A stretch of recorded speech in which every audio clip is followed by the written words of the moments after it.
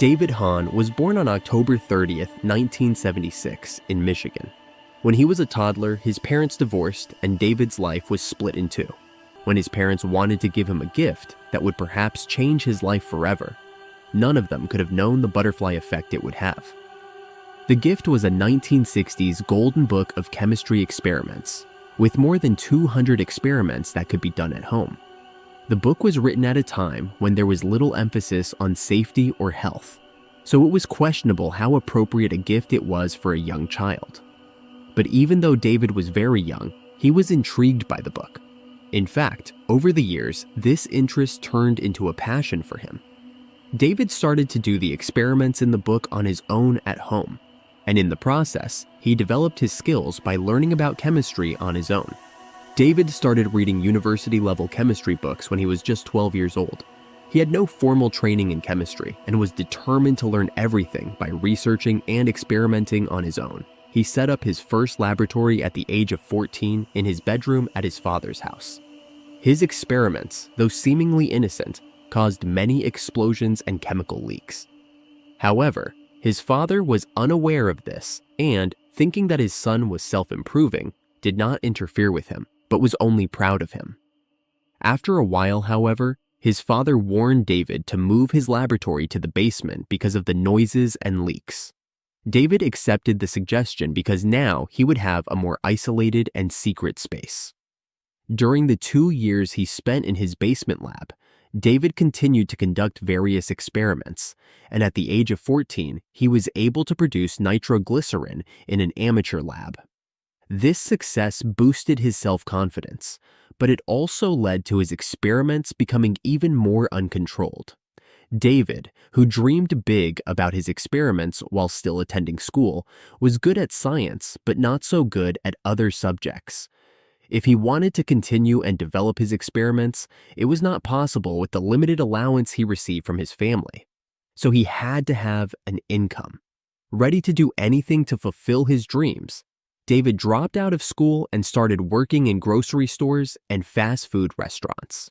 This was one of the clearest signs of how serious or ignorant he was.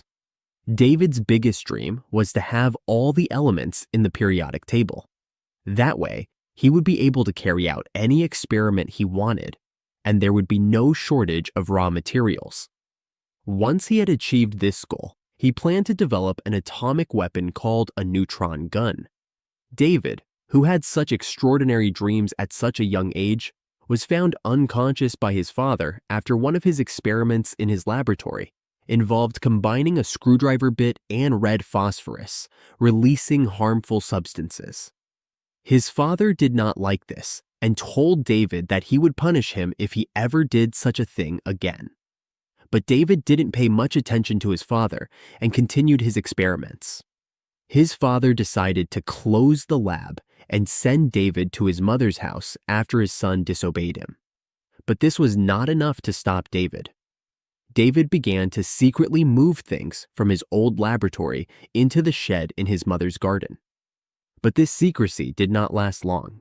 His mother said she would allow David to experiment if he would socialize a little and join the Boy Scouts. David agreed and tried to please his mother by joining the scouting club. His main goal, however, was to gain the necessary knowledge for his future experiments.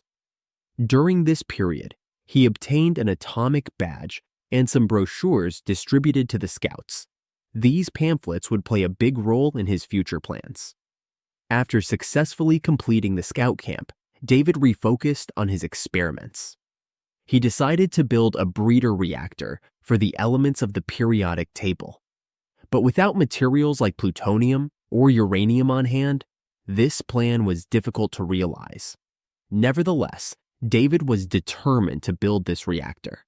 Since he had no money, he found creative ways to obtain the necessary materials. Using a Boy Scout pamphlet, pretending to be a high school teacher, he contacted the U.S. Nuclear Regulatory Commission and inquired about isotopes. He eventually contacted Sunel Herb, a manager of isotope production and distribution. Sunel told David how to isolate the isotopes and how to maintain the chain reaction. So David created a list of the necessary materials and began to source them from everyday items. To get the element he needed most, americium, David targeted smoke detectors. He collected over 100 smoke detectors by buying broken ones from stores or stealing them from abandoned houses. He also bought about $1,000 worth of batteries from which he obtained the lithium he needed. After collecting all the materials, he started building the reactor. He took some of the smoke detectors and assembled them into a ball using a welding machine. He placed the necessary elements in the lead block inside the detector and carried out the atom-splitting process. However, he didn't use any shielding during this process, so a lot of radiation was released. His tiny reactor was a success, but David didn't stop there. His extremely dangerous experiments in his hut exposed the surrounding houses to high levels of radiation. David suffered burns on his skin, his hair turned green, and he fainted from time to time. But even these events did not stop David. Instead of bombarding the atoms that needed to be slowed down with neutrons using water, he decided to use a more risky method. Borrowing money from his mother, he collected materials such as tritium, beryllium, and radium from weapon shops and placed them in front of the neutron gun. In the end, he completed both the reactor he wanted and the neutron gun. David wrapped the radioactive elements in aluminum foil and joined them together with duct tape to form a dangerous reactor core. This core emitted dangerous levels of radiation into its surroundings. When David saw that the radiation levels had reached dangerous levels, he wanted to stop the reactor, but he didn't know how. In the middle of the night, he went for a drive with his car full of radioactive materials. A police patrol stopped David's car because of his suspicious behavior and began to search it. David admitted that he had radioactive materials in the trunk. The police took the situation seriously, and several government agencies were involved, including bomb squads, the Department of Public Health, and the U.S. Department of Energy. David was arrested and interrogated, but refused to talk about his lab. Dave Mann, a radiologist, tried to talk to David in a friendly way to persuade him, but in the process, David's mother even threw away the radioactive core from the lab, fearing what might happen to her son. An investigation found that the area around the hut was exposed to high levels of radioactive contamination.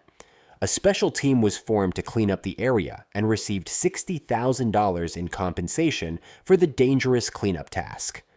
36 sealed drums of radioactive waste were removed from the cabin and sent to the Great Desert Nuclear Repository. Following this incident, David was released but suffered a marked deterioration in his mental state. After a while, police arrests became a regular occurrence. In 2016, David Hahn died at a young age. Even at his funeral after his death, special precautions were taken due to suspected radioactivity.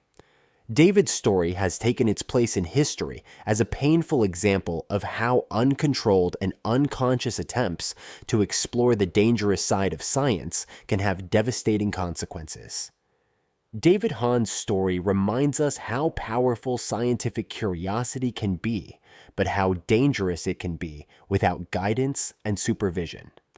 His passion and determination at a young age, as admirable as they are, show how experimentation without the necessary knowledge and responsibility carries great risks, not only for the individual, but also for society.